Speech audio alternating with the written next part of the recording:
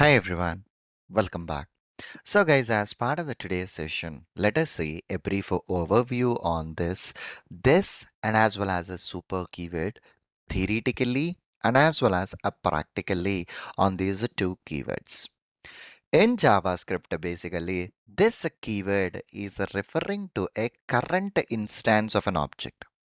Whereas the super keyword is used within a class to access the parent class information. Information means a kind of a constructor. Information means a kind of a variables or properties that you are defining. The methods or a functions that you are defining within a class. So using this keyword, whatever the information that you have defined within the current class, you can access that information. Within the using the super keyword, you can access the immediate parent information, the information as said like constructors, properties, and as well as the methods. You can access this particular information. That's perfectly all right. So how this is gonna work out? Ideally, this keywords provides a reference to an object on which a method is currently being executed. Okay, ideally, if you consider this keyword using a class context, right, it consistently refers to the instance of a class which is tagged to that instance of that particular class itself. Let us see a practical example on that particular one in a few minutes. On the other hand, if you look at the super keyword, basically, if you observe, the classes are having a relationship which is a parent and as well as a child relationships using an extensor keyword, right? Whatever the child class is there, in order to acquire the parent class information, you will be using this particular super keyword. Like you can access the parent class constructor, you can access the parent class methods, you can access the parent class properties, all those things. Okay, it can also access all the static properties and methods that are defined as part of our parent class. Okay, that's it. A simple term that you need to consider here is that this is specific to the current class and super is specific to its immediate parent class. So let us see a simple example on this thing so that we can better understand this particular concept. Hey everyone. Welcome back. So, guys, as part of the today's session, I just want to give you a brief overview on this and as well as a super keyword.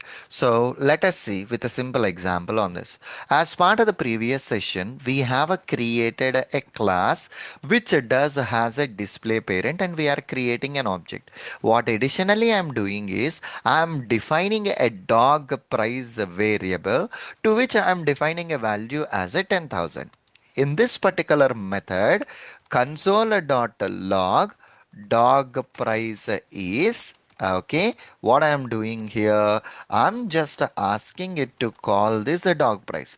Where you have this particular dog price, this dog price is defined in a line number 9, and we are asking, okay, we are asking our program to call that particular dog price. Okay, that's perfectly all right. That's perfectly good enough. Let me save this program. And when I run this particular program, if you look at it, we are ending up with some issues. Why? So what is the reason why are we getting the issues? See, the point here is if you have a defined something in a class and if you want to use that information within a class at some other point of time or in a different method or any other place, so we need to use a this keyword. So this is pointing to the current class. So here if you use this dot, so what it's going to happen in the current class, whatever the dog price is there, refer that. See, let me save this logic, and this time whenever you mouse over on this particular dog price by pressing a control from your keyboard for a Windows user, or if you at all you are a Mac user, if at all you are pressing a command from your keyboard, the dog price is being highlighting as a link, and if you click on it, the respective dog price whatever you have defined is being populated. I haven't added this dot, but whenever I press control from my keyboard or a command from my keyboard, and if I mouse over on that, it's not at all recognizing. So the point here is, in order to access the variables that you have defined in this particular class, you can use this. Now, let me try to run this particular program and check it out whether it printed that information or not. Let me save it. What we have done here, so we have a parent logic, this dot this one, and we are calling this one. Okay, let me try to run this program and check it out. See here, the parent logic and the dog price is a 10,000 got a printed down to the console. So the ultimate point here is, within the same class, if at all you want to access some information, you will be using this. So consider that in the same class we have a login app method. Okay, we have a login app method. So console.log, and here is the logic for login app. Okay, here is the logic for a login app. Now, what I am doing here, consider that you want to call that login app here. Login app. I'm just calling it. So, whenever I'm calling it, my editor is giving me a suggestion to use this dot.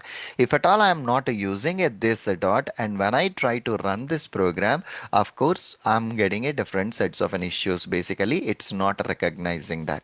So, if I use a this dot, okay, if I use this dot, then if you observe that the login app is being pointing and the respective logic is being highlighted.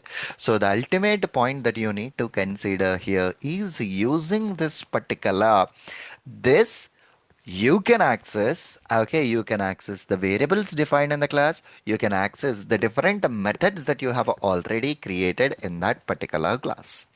Okay, so let me save it. Let me try to run this program. See here, here is the login logic and it got executed successfully. So this is the way how exactly you can use this keyword in this particular JavaScripting.